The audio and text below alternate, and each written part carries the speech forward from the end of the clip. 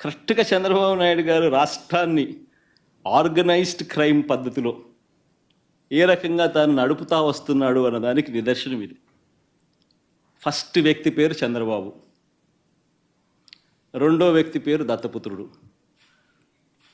మూడో వ్యక్తి పేరు బీజేపీలో ఉన్న తన వదినమ్మ, తన మనిషి.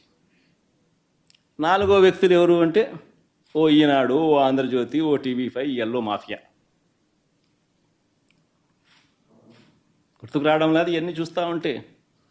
ఆంధ్రప్రదేశ్లో ఏ రకంగా లేని అప్పులు ఉన్నట్టుగా, ఏ రకంగా ఒక వ్యవస్థీకరణ పద్ధతిలో, ఏ రకంగా ఒక అబద్ధాన్ని రెక్కలు కట్టి ఏ రకంగా ప్రచారం చేసి చివరికి ఎందుకు చేస్తున్నారు అని అంటే కారణం